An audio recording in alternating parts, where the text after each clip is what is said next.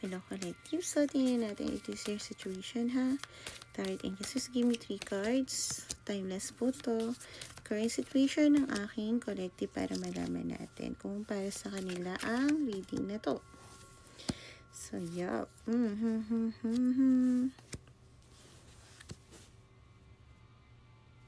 So, collective, may mga bagay ka na chinecheck na parang sabihin, mga facts check. Okay, F-A-C-T-S.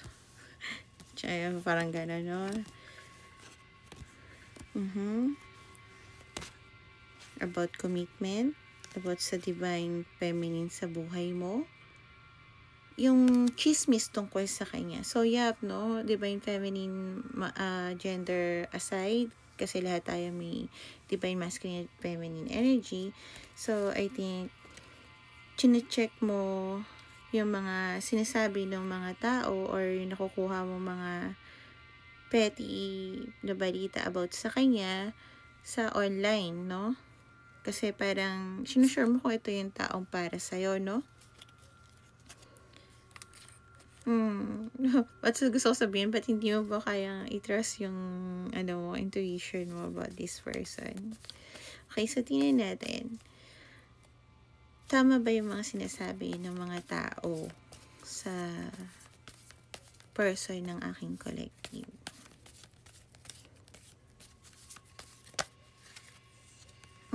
Tumabas 3 agad at gusto makita lahat.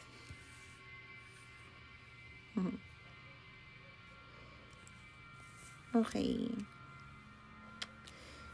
Lahat ng lumabas na card dito is yes na baliktad. Okay? At isang yes na nakatayo na overall energy recognition. So, teka lang ha, collective. Alam naman na natin yung answer na is no. But yes, nare-recognize mo siya sa someone na itong taon to, no, parang maraming tao nakapaligid sa kanya or may parang kilala siya, no? Parang kilala siya ng mga tao sa paligid niya. Parang may mga fans siya or something like that, or followers, yan narinig ko. May achievement na siya sa life at yung mga nagsasalita behind your person back is yung mga tao na parang nalampasan niya na, no? May advantage siya. Yan.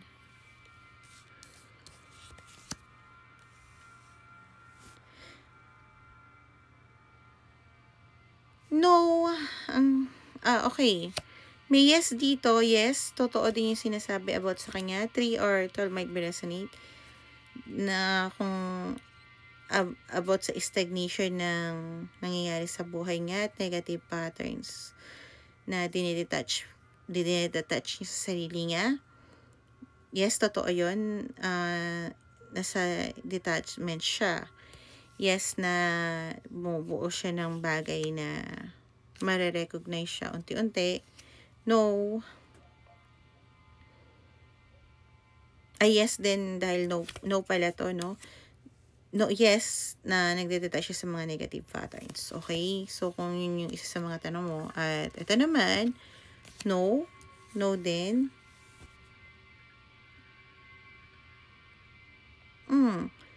Kung sinabi nila na parang hindi siya masaya kung nasan siya ngayon, no, hindi totoo yun. Kung misery siya, no, hindi rin yun.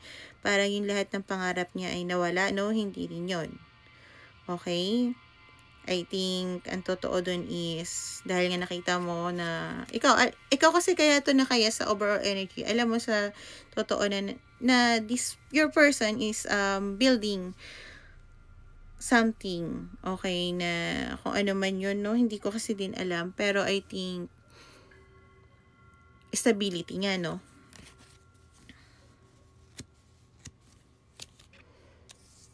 So, kung iniisip naman nila, kung sinasabi naman nila na yung taong to is may ibang kasiping, it's a no. Nag-hesitant tong tao na to na Kasi Ace of Wands, pag nakatayo to, it's about passion, it's about, ng, yung wands is for us, no, mga reader. So, no, kasi nakabaliktad to.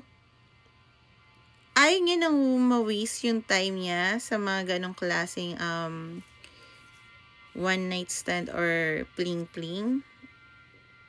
Actually, sa sobrang hesitant niya, may mga namimiss siyang opportunity na supposed to be na dapat nagiging pan sa life niya. Okay? At no, hindi siya buntis. Kung tinatanong mo na buntis siya, no, hindi siya buntis. Kung sinasabi nila buntis siya or nabuntis siya ng iba, no, hindi siya buntis.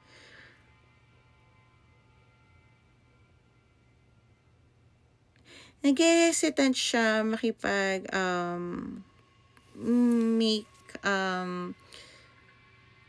make passion sa ibang tao, no?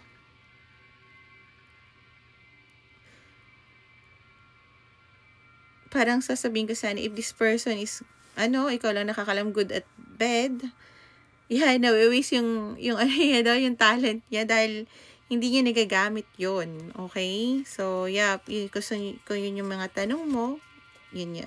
So, tingnan naman natin ang payo ng guides mo sa'yo, no, collective. So, first time ko mag-read ng gano'n, no? Actually, hindi ko akalain na gano'n ko siya i-read. But I just go with the flow. Kung anong sabi ng guides ko. Okay? So, sana nakatulong yun sa'yo. Sana kung resonate yung mga tanong na yun sa'yo, please comment below, okay? Okay. Okay.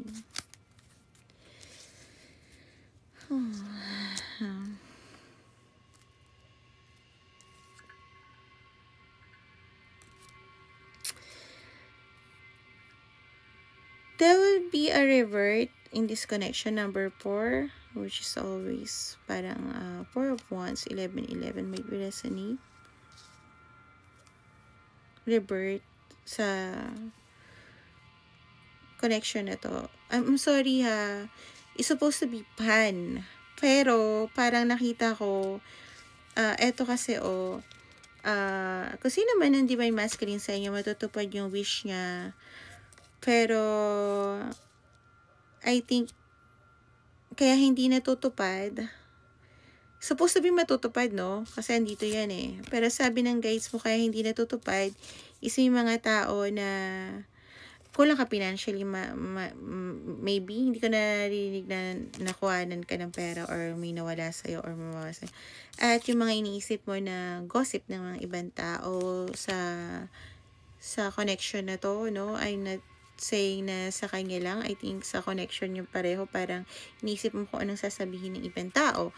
So, yun yung dahilan kung bakit naririnig ko din na parang mananakaw yung oportunidad mo or yung wish mo dahil sa maliciousness ng ibang tao.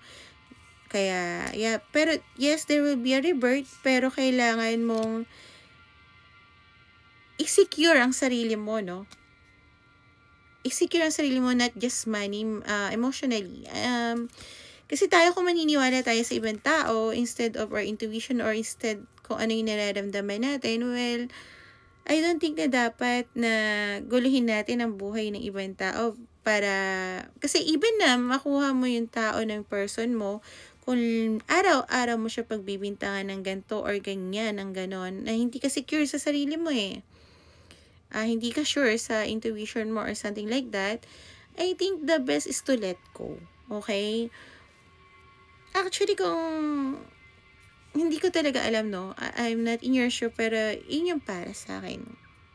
At yun din ang para sa mga guides mo na kung gusto mo matupad ang magkaroon ng revert, secure mo muna yung sarili mo para matupad yung wish, kasi naman yung masculine energy sa inyo. So, I hope this helps you, collective, at sana gumawa ka lagi ng better choice. And bye!